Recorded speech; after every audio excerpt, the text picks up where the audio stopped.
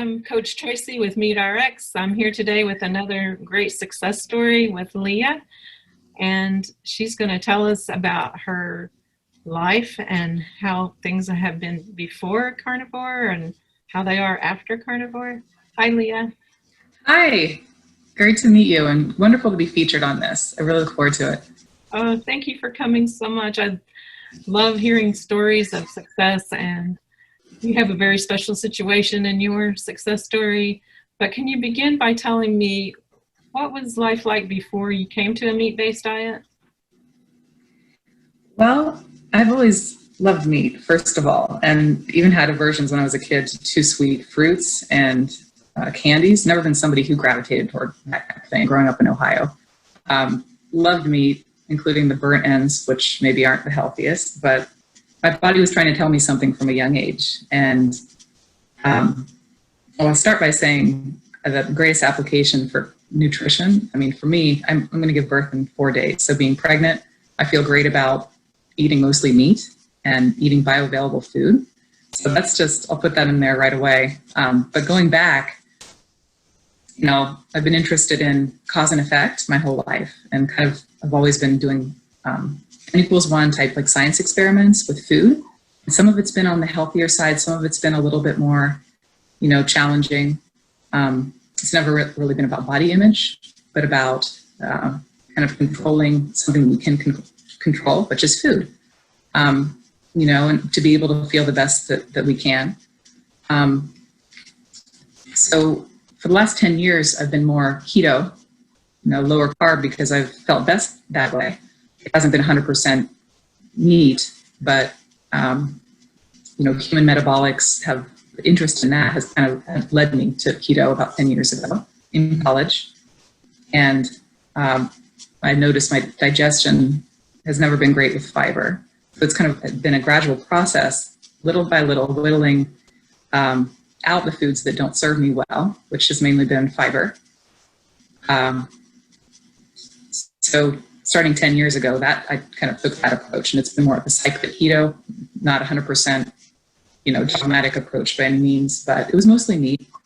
And then 2.5 years ago, I made the switch to about 95% carnivore meat-based. And I do include cheese, butter, cream, that kind of thing too. And I say 95% because I do kind of a cyclic approach, and I think metabolic flexibility for people is absolutely key. Rather than being entrenched in, one fuel source, I like to introduce some carbs, some berries, dark chocolate, some yogurt, and I feel better that way once or twice a week. And then for the other 90% of the time, 80% of the time, basically zero carbohydrate, mostly meat, love cheese, and love eggs. So in a nutshell, that's my story. And meeting my son in 4 days has made me, thankful and grateful that I've had basically a scot-free pregnancy. I felt great, energized, without so many issues that plague a lot of women, or kind of get in the way from living an optimal life, and no bloating at all for the most part. So I guess I can go back to explain more about before carnivore, and then I can go into what life is like now. Yeah, when I was a teenager, I've noticed when I'm menstruating, before that, I think my digestion was better, but I noticed kind of a correlation between my hormones and my digestion. And at the time, I ran cross-country track in high school, and I was eating a more carb-based approach, a lot of fiber, a lot of healthy foods that I thought were healthy and fueling a runner, right? And I was always, charting and graphing on how I felt, how much can I eat at a time. I wanted to eat a ton, but I had a hard time maintaining weight. So I lose weight very easily. So I kind of was in a bind because I didn't love feeling so full with all this fiber, right? But I knew that I needed to eat a lot of food just to maintain my weight. And some people have the opposite problem. Weight just kind of has always fallen off me. So when you're 16, 17 years old, always know what you need at the time. So it's like a process of experimentation. I was just told to eat more, but I hated that feeling. So going into college, surely enough, I gave vegan a try just because I'm I'm curious, as in the name of experimentation. It was from a more ethical background, or that was that kind of impetus to become vegan for a year. I didn't feel that great on the diet, but I felt, satisfactory for me. And thought I'd just see how I felt, because I could feel even better. I felt loads worse with all that fiber. And I felt like my digestion was further suffering, and I was running cross country at the time. It could have been even better, I think, if I had dialed in my diet more. But yeah, after about a year of that, I started noticing when I had a huge plate of scrambled eggs in the cafeteria. This wasn't the vegan food co-op food. This was from the cafeteria at my college. When I would eat a huge plate of scrambled eggs, I felt phenomenal all day and was able to, go 6, 7, 8 hours without thinking about food. And that's the ultimate goal. I didn't like thinking about food all the time, or how's it going to make me feel, or how's it going to get in the way of my studies. Didn't want to be inconvenienced. So that was kind of my first foray into lower carb mornings, and I would still eat higher carb nights. But I noticed, I feel a lot better eating no carbs in the morning and no fiber. So didn't stay vegan for long. Didn't stay in the co-op. And then that kind of segued into the last 10 years of kind of a keto-esque approach. And I think the word Carnivore is used now, but something kind of like that. And, I feel like when the body is just used to one fuel source, carbs, even fat or protein, that may not be the best long-term. Studies, I don't need studies to tell me that, but I like to look into the science. But like right now, I don't eat 0 carbs all the time. I kind of cycle. And I feel best doing that, especially during pregnancy. And for the last 10 years, it's kind of been one variation or another of keto before the carnivore switch about 2.5 years ago. And 2.5 years ago, my 30th birthday, I was up in visiting my mother-in-law and with my husband, and we decided, I said, I'm going to take one week and eat really nothing but meat. No vegetables, nothing at all. And we went to some of the most exquisite restaurants and had the most sumptuous steaks. And I'm like, I could eat this way all the time. And that was kind of what kickstarted my whole carnivore journey. Wow. So you came up with it on your own, basically, and being young, you also kind of intuitively figured it out with the scrambled eggs. And I think it's the root of any change. You have to realize how it's going to affect you, not just what the studies inform that, but how empirically food and other things affect you. If you don't have that awareness, you're not going to have any reason to change. Some people have a specific goal like weight loss or, putting their MS into remission or something. And I guess I can't say I went in with a specific goal other than to optimize all these little moving parts when it comes to health, and then noticing subtle little connections over time. And that has kind of been my incremental approach to the diet, and haven't kept it kind of the same foods every day. And I haven't eaten the same things every day. It's been trial and error, and made some mistakes. I eat 4 pints of ice cream every now and then. Yeah, there are some consequences, but I've noticed when I do eat that much, now I'm healthy enough to recoup my energy and recover quicker. Whereas 10 years ago, I wouldn't have been able to recover. I would have been feeling sick for days. So that tells me something about my flexibility with different fuel sources, and can handle big loads if I want, because I love to do that. Yeah. One thing I never want to go away completely. Sometimes I don't even have cravings at all on this way of eating, but I cherish them when I do have them, because I sometimes do intentionally eat loads of food at once, and I'm like, I want to. I don't feel I have zero guilt. testing myself and enjoying food, and that's the goal. Yes, it sounds like it's so freeing for you since you kind of healed your body and so forth. You're able to do some of those things. So does your husband Yeah. follow the same? Does he follow carnivore with you? We eat many meals together at night that are meat. He'll have variations. He'll have avocados or a salad with it, and maybe some ice cream for dessert. So he's not carnivore. He loves his smoothies in the morning, but health, he has his own concept of health. And we both value that. Just it looks different for both of us. So both raising our son, incorporate strategies from both approaches, and neither of us is going to be dogmatic and say we can only feed our kids this. So he's not. He loves me too, just like me, just with a little more plants. Yeah. Well, you look amazing, and you're almost ready to have your son in 4 days. You said, right? 4 days, I get to meet him, and what a humbling experience! And really, it'll be an exercise in kind of releasing control. And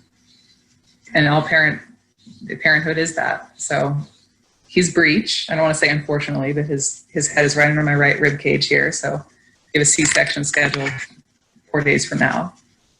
And regardless of how he comes into the world, through the door or through the window, he's going to be ours, and he's going to be healthy. And look forward to meeting a teacher. He's going to be a teacher. Oh, awesome. That sounds wonderful. Yeah. So you had no difficulties with your pregnancy. You've been able to have no aversions to meat or anything. I love when people ask me that, because so many women on carnivore forums, World Carnivore Tribe, and some other groups I'm part of, the aversions to meat, eggs, animal products, especially in the first trimester, are, insurmountable. And they're like, how do I stay on this diet, this way of eating, feeling like I'm going to vomit every time I eat food, like animal food? Maybe there was one day really early on where I ate a lot of meat and I didn't want to eat my whole rotisserie chicken like I normally do, something like that. But I didn't have aversions. I didn't have morning sickness or all day sickness at any point during my pregnancy. None. And it's almost uncanny, but like I don't feel normal. Oh, that's great. It's also, I look at it and I think, well, my body's telling me something. It's saying you're eating the right kinds of foods. There's no reason to be averse to this kind of food. And I feel like it's going straight to him. My appetite has been healthy for the most part. We have a big gullet. It's hard to fit as much food in as you used to, which is the frustrating thing. Sometimes I feel like I can't eat as much, even though I want to eat more, but I can't fit as much in. But yeah, the first trimester, no bloating, water retention, no. A little bit, which is healthy for pregnancy. Blood volume, making sure to get enough electrolytes has been crucial. Salt everything, Himalayan salt. You don't want to skimp on that or any electrolytes. I felt like hiking on mountains. Like my husband sometimes has to reel me in and say, maybe not today, it's 95 degrees. But I feel like I could, Energy, for the most part, 90% of the time, I felt very high energy. And I don't feel like I need as much sleep. Now, insomnia has been something that has plagued me the whole pregnancy. Common, I hear. But I wake up every hour and a half for a reason. Not because I'm in pain, but probably because my body is gearing up for breastfeeding every hour and a half. But I can operate and feel much better on, 5 hours of sleep, eating this way than if I was more, in kind of a carb coma from gorging during pregnancy, So a way to maximize energy, stay healthy, know that I'm giving him all these nutrients and I'm actually digesting them. I don't, have trap casts or anything like that at all. So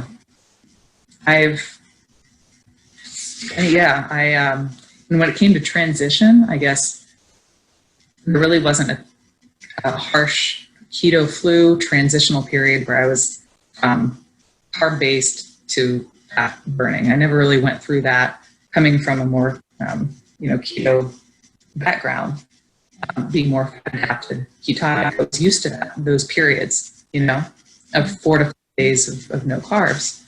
And that kind of primed myself for making really an easy transition into carnivore 2.5 years ago. The only thing that I did miss, and I relished like the crunch of certain foods, and it was more textural. I missed some of but it wasn't like a craving. I feel like I need nutrients. It was more just what I'm used to, so when it comes to difficulties, that would be pretty much the only thing I would identify. Just something that brings me back to childhood, or, back to the way I used to eat. Mm-hmm. We all have that emotional attachment to food, and that initially there was some of that. Mm. There still is some of that. Yeah. It's kind of like how you grow up sometimes, right? Yeah. And when it comes to like ice cream, for instance, I loved mint chocolate chip ice cream growing up, but now, like I have an ice cream maker. I'll make mostly carnivore ice cream with heavy cream, butter, eggs, mint extract, erythritol. Now, some of those ingredients kind of questionable carnivore, but they're mostly animal based. So I'll hit that, get that craving and just be able to make it myself. So, and that brings me back a little bit. It's all the punches, and becoming a kitchen chemist, that's always fun too. So I don't want to ever completely stop making keto treats. That's something I do. Love cheesecake. Yeah. But yeah, I always want to learn, and I've never been settled in your ways or ways of eating. I shoot, 2 or 3 months down the road when breastfeeding, I may notice some things that I need to tweak a little bit, mm-hmm. and kind of challenge my own perception of what eating is. And maybe I'll have to introduce a few more carbs. Maybe I'll go no carb. Who knows? But I'm willing to do that, and especially for him. Right. Breastfeeding is so good for them too. Oh yeah, pregnancy's just, I'm not out of the woods yet. Once I have him, it'll be a humbling experience. Look forward to it. It'll be awesome. Yeah. So, are you a MeatRx member then? I'm not a member. So I did recently begin my coaching certification, my license. So I'm not listed among the coaches now, but in the next 2 or 3 months, I should be listed among the coaches on MeatRx. And I also just launched my website. It's called calomerecoaching.com. Just launched literally a few days ago. So if you'd like to, anyone would like to reach out, I'm available through that too. That said, though I'm not a MeatRx member, I do go, and there's just such a wealth of resources. These interviews, there are recipes. Dr. Baker has done a phenomenal job. And coaches like Tracy have really made an impact on people's lives. And I'm really impressed with the whole site in the last 2 months, 3 months since I've been. Yeah. So, like being a coach, you are basically a member. So you did get to check most of it out then. Yeah. And everyone's coming from a different place with this way of eating, but it's more of a way of life. And the ultimate goal, like for me, is to not think about food. When your body's just humming along optimally, food is almost an afterthought. Mm-hmm. So food doesn't become an obsession. It becomes a tool. And I love how everyone in the community is coming from a different place. Some of us are pregnant, breastfeeding. Some would like to lose weight. Some have autoimmune conditions. And there's no one size fits all. So there's the coach for everybody. There's the resources for everybody. And I just feel privileged to be part of it. Yeah, that's awesome. So eventually, in a couple months, you'll be a coach on the MeatRx site too. So that's the goal. Yeah. And I would meet people where they are, and there's no one dogmatic approach to this way of eating. So that's my philosophy. Notice cause and effect in the way not only foods but other things affect you, and it just starts with awareness. That's all. And be a scientist. Don't be afraid to throw things out there. Right. Don't trust everything you read. Awesome. Yeah, you just have an amazing story, and it makes me just think of the carnivore lifestyle, because that's what it is. It's a lifestyle, and everyone adapts it according to their life, basically. And like Yeah. food is nourishment for the body, and it's wonderful Yeah. to be able to know what foods are nutrient dense and which ones are not, and we Right. can. And how it affects you and your mind and your approach to food. It's body and mind too. I love that. Oh. Well, thank you so much, Leah, for sharing your information and your story. I know it Thank was. you, Tracy. Yeah. You're welcome. I'm excited, and congratulations. I can't wait to hear about your baby someday. I'm sure we'll be able to communicate at some point again with you becoming a coach. So thank you I'd so love much. to. And I'll share more, yeah, about my birth and my family. So we're all excited. Yeah, sounds wonderful. Thank you so much. Thank you, Tracy. It's been Bye-bye. bye.